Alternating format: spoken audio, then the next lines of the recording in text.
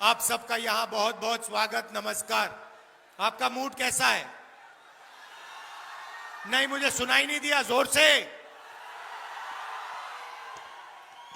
मैं बिहार के युवाओं से सवाल पूछना चाहता हूं। पूरे देश में जहां भी मैं जाता हूं, जिस प्रदेश में मैं जाता हूं, वहां बिहार के लोग मुझे दिखाई देते हैं।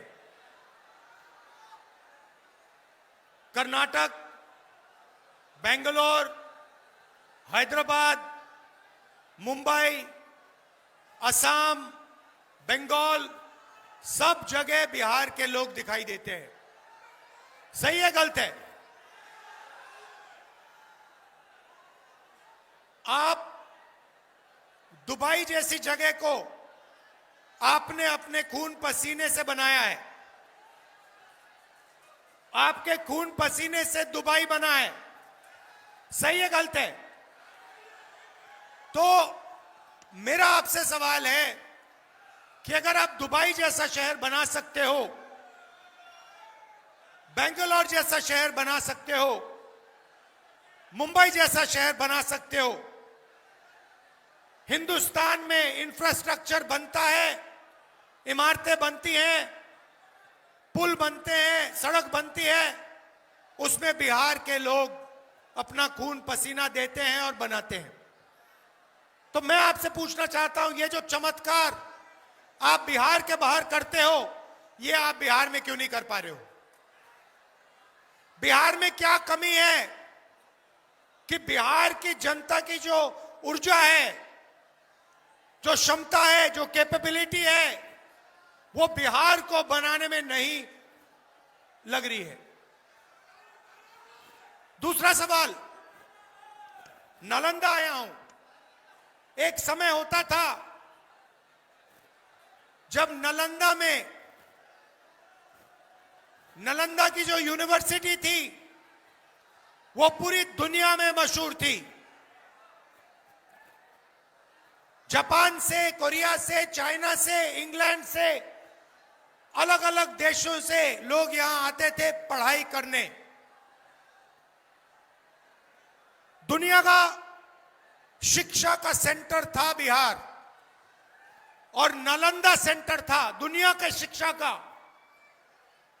आज आप बाकी प्रदेशों में पूछो, बिहार के यूनिवर्सिटीज, कॉलेजेस, स्कूल के बारे में पूछो, आपको बताएंगे बिहार में तो सिर्फ पेपर लीक होता है और कुछ होता ही नहीं है, पेपर लीक होता है।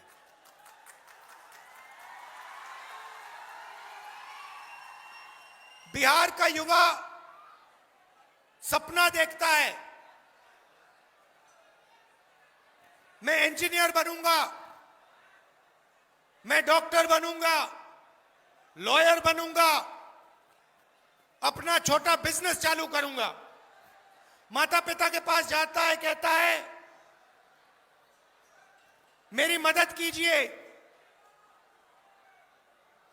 मुझे पढ़ाई करनी है। मजदूरी करने के बाद बिहार के लोग बच्चों को पढ़ाने की कोशिश करते हैं। Private school, private college, private university, लाखों रुपए लगते हैं। और फिर क्या होता है? महीनों की मेहनत के बाद एग्जाम से एक दो दिन पहले जिनकी दोस्ती है, रिश्तेदारी है, उनको पेपर मिल जाता है। और बिहार का ईमानदार युवा देखता ही रह जाता है। यह आपकी सच्चाई है। अब नीतीश जी कहते हैं कि 20 साल में उन्होंने बिहार को बदल दिया, बिहार में विकास लाया, बिहार में अस्पताल चालू किए, बिहार की यूनिवर्सिटीज, कॉलेजेस चालू की। मेरे सामने बिहार की जनता खड़ी है। मैं आपसे पूछना चाहता हूं, क्या यह सच है? क्या बिहार में आपको शिक्षा मिल सकती है? बिहार में आपको स्वास्थ्य, अस्पताल मिल सकता है। आप देखिए, दिल्ली में ऑल इंडिया मेडिकल इंस्टीट्यूट है, उसके सामने मेट्रो स्टेशन है। आप कभी दिल्ली जाएं, उस मेट्रो स्टेशन में जाइए, रात को 12 बजे आप उस मेट्रो स्टेशन में जाइए नीचे और देखिए क्या हो रहा है। बिहार के हर डिस्ट्रिक्ट से लोग वहां इलाज कराने जाते हैं। मैं गया, मैंने उनसे पूछा, भाई यहां क्यों आए? कहते हैं, मुझे बताया कि अगर कोई बिहार के अस्पताल में इलाज करने जाता है तो वो अस्पताल से वापस नहीं आता है, वहीं मर जाता है। बिहार के अस्पतालों में लोग जीने नहीं जाते हैं, मरने जाते हैं।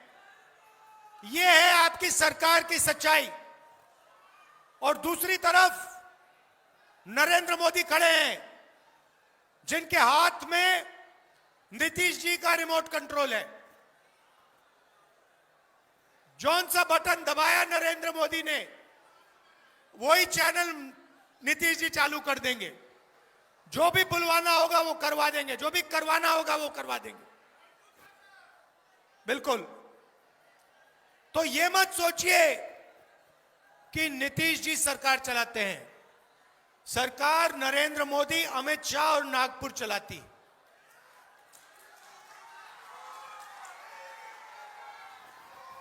अब ये देखिए, दो हिंदुस्तान बने हैं। अभी छठ पूजा के समय नरेंद्र मोदी जी ने निर्णय लिया कि वो जाके यमुना में स्नान करेंगे। आपने देखा फोटो देखी? एक तरफ हिंदुस्तान की सच्चाई, बिहार की सच्चाई, यमुना पोल्यूशन से भरी हुई, गंद से भरी हुई, और दूसरी तरफ नरेंद्र मोदी जी ने साफ पानी का छोटा सा तालाब बनाया। दूर से साफ पानी आया। दिल्ली के लोगों को नहीं मिलता पीने का साफ पानी, मगर नरेंद्र मोदी के नहाने के लिए दूर से इतना बड़ा पाइप लगवाया गया, उसमें पानी आया, छोटा सा तालाब बनाया गया और उसमें हमारे प्रधानमंत्री को नहाना था। एक हिंदुस्तान उनका, अरबपतियों का, अंबानी अदानी का।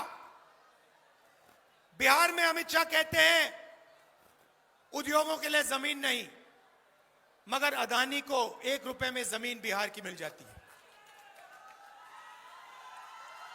1 रुपए में किसी किसान से जमीन छीनी जाती है और मुफ्त में 1 रुपए में अरबपतियों को दी जाती है। उधर महाराष्ट्र में आपके लोग धारावी में रहते हैं, वहां पे छोटा बिजनेस चलाते हैं, एंटरप्रेन्योरशिप करते हैं। वो जमीन नरेंद्र मोदी ने अदानी को दी। लाखों करोड़ रुपए की जमीन लाखों लोगों को हटा रहे हैं, परे कर रहे हैं और उनकी जमीन छीनकर अदानी जी को दे रहे हैं। तो यही हो रहा है। 2 हिंदुस्तान है, एक अदानी, अंबानी और मोदी का, और दूसरा हिंदुस्तान आपका, हमारा, किसानों का, मजदूरों का, गरीबों का, पिछड़ों का, अति पिछड़ों का, दलितों का, महादलितों का, गरीब जनरल कास्ट का। ये दूसरे हिंदुस्तान में जो भी करना है कर लो, जो भी करना है कर लो, आपको रोजगार नहीं मिल सकता है। क्यों? क्योंकि नरेंद्र मोदी चाहता है कि चाइना का माल अदानी और अंबानी जैसे लोग बेचें और हिंदुस्तान की गरीब जनता, बिहार की जनता उस माल को खरीदे। यहां आपने सुना होगा, नरेंद्र मोदी आए और कहते हैं युवाओं से कहते हैं, युवाओं, बीजेपी ने टेलीफोन का डेटा इतने कम कीमत का कर दिया है कि कोई भी युवा इंस्टाग्राम, फेसबुक, रील बना सकता है।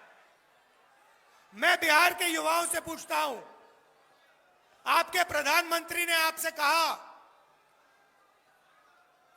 कि रील से, इंस्टाग्राम देखने से, फेसबुक पे आने से आपका फायदा होता है। क्या यह सच है? क्या फेसबुक पे रील देखने से आपके जेब में पैसा आता है? क्या इंस्टाग्राम को देखने से आपके जेब में पैसा आता है? जब आप इंस्टाग्राम देखते हो, फेसबुक देखते हो, किसके जेब में पैसा जाता है? जियो, अंबानी के जेब में पैसा जाता है। नरेंद्र मोदी ने आपको यह नहीं बताया कि हिंदुस्तान का स्पेक्ट्रम नरेंद्र मोदी ने अंबानी जी के हवाले किया। नरेंद्र मोदी यह नहीं बताते कि पूरी की पूरी मदद नरेंद्र मोदी जी ने अंबानी और अदानी जैसे लोगों की है। आप देखिए, सड़क देखिए, सीमेंट देखिए, डिफेंस देखिए, सोलर पावर देखिए, विंड पावर देखिए, एयरपोर्ट देखिए, रेलवे स्टेशन देखिए, सारे के सारे इन्होंने अदानी और अंबानी के हवाले कर दिए हैं। पहले आपको रोजगार मिलता था पब्लिक सेक्टर में, सरकारी कंपनियां होती थी, सारी की सारी बंद कर दी हैं, बेच दी हैं प्राइवेट लोगों को। आज बिहार का युवा रोजगार नहीं पा सकता है, जॉब नहीं पा सकता है, मगर पूरे देश में मजदूरी कर सकता है। क्या ऐसा भविष्य आप चाहते हैं कि बिहार हिंदुस्तान का लेबर क्लास बने? आप ये चाहते हो अपने लिए कि आप पूरे देश में जाओ, हर प्रदेश में जाओ और मजदूरी करो? ऐसा बिहार चाहते हो? नहीं, ये हमें नहीं चाहिए। हमें वो पुराना नालंदा वाला, शिक्षा के सेंटर वाला बिहार चाहिए, जहां पूरी दुनिया से लोग यहां आते थे, इन सड़कों पे चलते थे शिक्षा के लिए। वो बिहार हमें चाहिए। आप देखिए, ये आपने फोन पकड़ रखे हैं, इसके पीछे देखिए, इसके पीछे लिखा है मेड इन चाइना। लिखा है, नहीं लिखा है? हम चाहते हैं कि एक ऐसा दिन आए जब इसके पीछे लिखा हो made in Bihar, made in Nalanda. और यहां नालंदा में, बिहार में आपके युवाओं को उन फैक्ट्रियों में रोजगार मिले। हम चाहते हैं कि चाइना का युवा मेड इन बिहार का टेलीफोन, मेड इन बिहार का कैमरा, मेड इन बिहार की टी शर्ट खरीदे और फिर अपने आप से पूछे, भैया ये बिहार, ये नालंदा, क्या नालंदा कहां है? मैं जाके देखना चाहता हूं। नरेंद्र मोदी नहीं कर सकते। देखिए, आदमी में दम होना चाहिए। अगर कुछ करना है तो आदमी में दम होना चाहिए। वो अमेरिका का राष्ट्रपति है, उसने 50 बार हिंदुस्तान के प्रधानमंत्री का अपमान किया है। 50 बार। 50 बार उसने कहा है कि नरेंद्र मोदी को मैंने एक फोन कॉल मारा और उससे कहा कि ऑपरेशन सिंदूर बंद करो, और 2 दिन के अंदर नरेंद्र मोदी ने सर झुकाकर ऑपरेशन सिंदूर बंद कर दिया। यह अमेरिका के राष्ट्रपति बोल रहा है। अमेरिका के राष्ट्रपति ने बोला है कि 7 हवाई जहाज गिरे हैं, और नरेंद्र मोदी में इतना दम नहीं है, इतना दम नहीं है कि वो एक बार बोल दे कि अमेरिका का राष्ट्रपति झूठ बोल रहा है। इतना दम नहीं है उसमें, और छुप रहा है। उसको अमेरिका जाना था, अमेरिका में डोनाल्ड ट्रंप से मिलना था, मगर डर गए हैं, वो जा नहीं रहे वहां और इधर वोट चोरी कर रहे हैं 24 घंटा। वोट चोरी क्यों करते हैं? महाराष्ट्र में वोट चोरी क्यों की? हरियाणा में वोट चोरी क्यों की? क्योंकि वो आपकी आवाज से डरते हैं। बिहार की जनता, हरियाणा की जनता, महाराष्ट्र की जनता की आवाज से डरते हैं। यह सच्चाई है। आप देखिए 1971 के युद्ध में, आप याद रखिए जो यहां पे बुजुर्ग लोग हैं, 1971 में बांग्लादेश लड़ाई में अमेरिका ने अपना एयरक्राफ्ट कैरियर भेजा, 7th फ्लीट थी उनकी, उन्होंने अपनी नेवी भेजी हिंदुस्तान को धमकाने के लिए, डराने के लिए। इंदिरा गांधी जी प्रधानमंत्री थी, उन्होंने कहा आपकी नेवी से हम नहीं डरते, आपको जो करना है करो, हमें जो करना है हम करेंगे।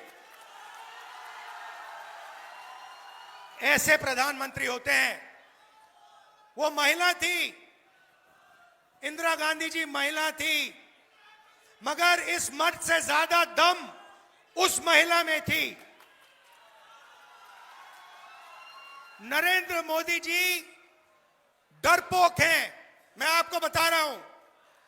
ना उनका विजन है, ना वो अमेरिका के राष्ट्रपति के सामने खड़े हो सकते हैं। यह सच्चाई है।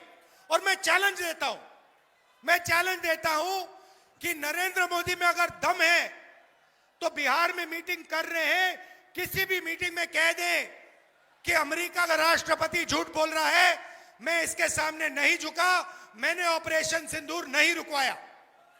मैं चैलेंज करता हूं कि नरेंद्र मोदी जी बिहार के युवाओं को यह कह दे, नहीं कर सकते। और उल्टा वोट चोरी करके अंबेडकर जी के संविधान को रद्द करने में लगे हुए हैं। आपको याद होगा इन्होंने कहा 400 पार संविधान को खत्म कर देंगे। वोट चोरी के बाद ये बाल निकले, बाल चुनाव जीते। और अगर वोट चोरी नहीं की होती, मैं आपको बता रहा हूं, इंडिया गठबंधन की सरकार आज हिंदुस्तान में राज कर रही होती। भाइयों और बहनों, यह संविधान आपका है, यह कोई नई किताब नहीं है। इसमें आपकी आवाज है, हजारों साल पुरानी आवाज है।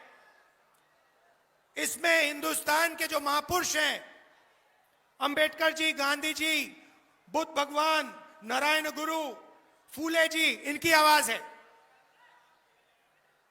इसको ये खत्म करना चाहते हैं आरएसएस के लोग। और नरेंद्र मोदी जी संविधान नहीं चाहते हैं, वो इसको खत्म करना चाहते हैं। हिंदुस्तान की सारी संस्थाएं जो हैं वो आपसे छीनना चाहते हैं, और वो वही समय लाना चाहते हैं जो पहले था, आजादी से पहले, जो जहां कोई इलेक्शन नहीं होते थे, राजा महाराजा निर्णय लेते थे, जो करना चाहते थे करते थे। उनको किसी की जमीन अच्छी लगी तो जमीन ले ली, वैसा हिंदुस्तान चाहते हैं। ये सारा का सारा ढांचा जो है, चाहे लोकतंत्र हो, चाहे अस्पताल हो, चाहे यूनिवर्सिटीज कॉलेजेस हो, ये इस संविधान की देन है। इसके बिना ये कुछ नहीं होता, इसके बिना ये हो ही नहीं सकता था।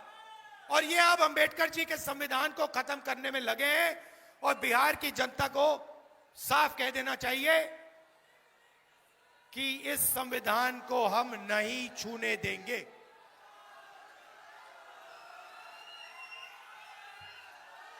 भाइयों और बहनों, मैं चाहता हूं और मैं आपको कह रहा हूं, यहां गठबंधन की सरकार बनेगी। और जो नालंदा में पहले शिक्षा का सिस्टम था, जो पूरी दुनिया में मशहूर था, मैं आपको गारंटी दे रहा हूं, बिहार की सरकार तो करेगी करेगी, मगर जिस दिन इंडिया गठबंधन की सरकार हिंदुस्तान में बनेगी, उस दिन मैं आपको कह रहा हूं, मैं गारंटी करके कह रहा हूं, दुनिया की सबसे बेहतर यूनिवर्सिटी यहां इस शहर में बनेगी।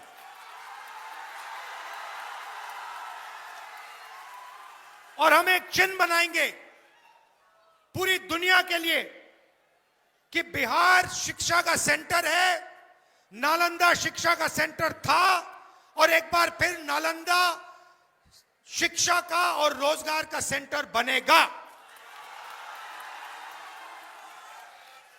गठबंधन इस काम को पूरा करने की कोशिश करेगा बिहार में, और जब दिल्ली में सरकार बनेगी, पूरा का पूरा दम लगाकर हम यहां पे दुनिया की सबसे बेहतर यूनिवर्सिटी, बिहार को मैसेज देने के लिए, दुनिया को मैसेज देने के लिए, हिंदुस्तान के बाकी प्रदेशों को मैसेज देने के लिए कि बिहारी मजदूर नहीं है, बिहार शिक्षा का सेंटर है, रोजगार का सेंटर है।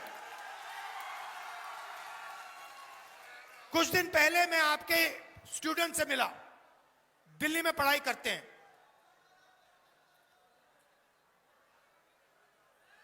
इतने होशियार, इतने इंटेलिजेंट, इतनी एनर्जी थी उनमें, समझ थी। बिहार में वोट अधिकार यात्रा में मैं घूमा, 20 दिन घूमा। आप राजनीति को, अगर दूसरे प्रदेशों को 5-10 मिनट लगते हैं, आपको सेकंड लगते हैं बात समझने में। आपकी समझ बहुत गहरी है, आप में कोई कमी नहीं है, बस आपकी सरकार आपके लिए काम नहीं करती है, आपकी आवाज नहीं सुनती है, और आपके साथ मिलकर बिहार को बनाने का काम नहीं करती है। गठबंधन की सरकार बनेगी, और मैं आपको एक और गारंटी देता हूं, जो गठबंधन दे रहा है, महागठबंधन की गारंटी है कि जो सरकार बनेगी बिहार में, वो हर जात की सरकार होगी, हर धर्म की सरकार होगी। उसमें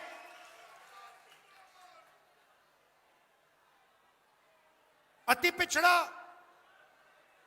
पिछड़ा, दलित, महादलित, अल्पसंख्यक, गरीब जनरल कास्ट, किसान, मजदूर, सारे के सारे उस सरकार, उनकी आवाज उस सरकार में शामिल होगी, यह मैं गारंटी आपको दे रहा हूं। क्योंकि बिहार को बिहार की सरकार की जरूरत है, बिहार को हर जात, हर धर्म की सरकार की जरूरत है। जैसे मैंने यात्रा में कहा, 4000 किलोमीटर चला और यात्रा में कहा, नफरत के बाजार में मोहब्बत की दुकान खोलनी है।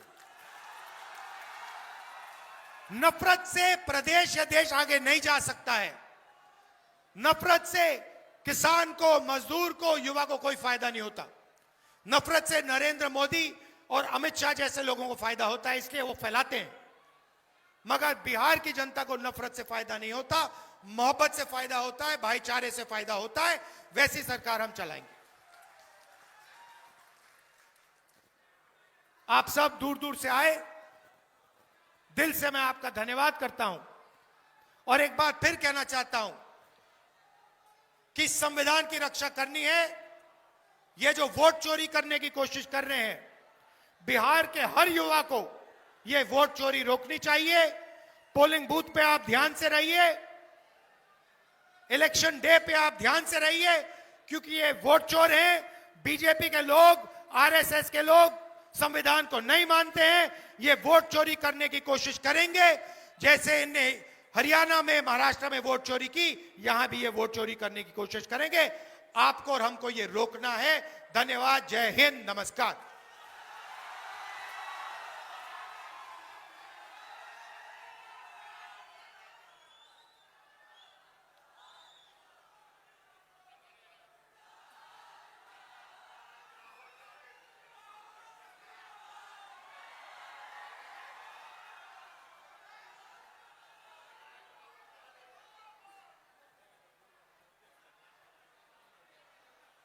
6 नवंबर याद रखें, आपको अपना वोट बिहार की समृद्धि का नया रास्ता बनाने के लिए करना है।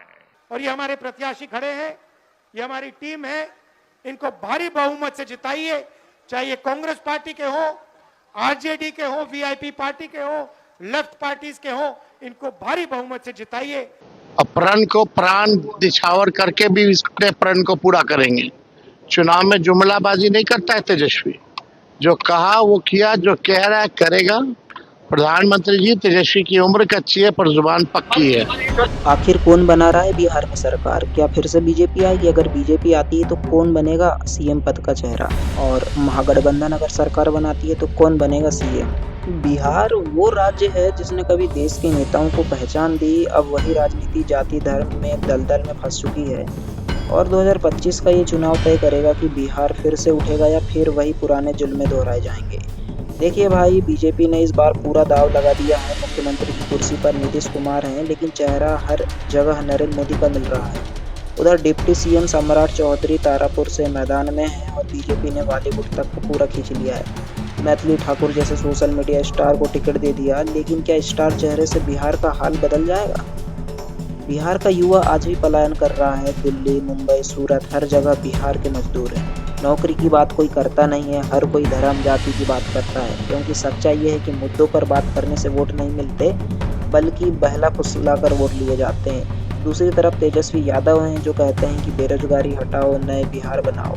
लेकिन भाई, यही बातें तो हमने 2020 में भी सुनी थी, क्या फर्क आया? युवा आज भी परेशान है, किसानों को राहत नहीं मिल रही और सड़कों का हाल खुद देख लो। अब कांग्रेस की बात कर लो, नाम बड़े लेकिन दर्शन खोटे। बिहार में इनको ढूंढते ढूंढते थक जाओ, मिलेंगे नहीं, पर मंच पर नारे जरूर लगते हैं। लेकिन जनता पूछती है, नेताजी आप आखिरी बार हमारे गांव कब आए थे? चुनाव के समय आ जाते हैं पैर पकड़ने के लिए। 2025 में करीब 7 करोड़ वोटर हैं बिहार में, जिसमें 40% युवा वोटर्स हैं। इनमें से ज़्यादातर पहली बार वोट डालने जा रहे हैं और सच कहूँ तो यही तय करेंगे कि बिहार अब किस दिशा में जाएगा। अगर वहीं पुराने मुद्दे चले, धर्म, जाति, आरक्षण की राजनीति, तो नतीजा वही होगा जो सालों से होता आया है। पर अगर ये युवा बेरोजगारी और विकास को वोट देंगे तो बिहार की तस्वीर बदल सकती है।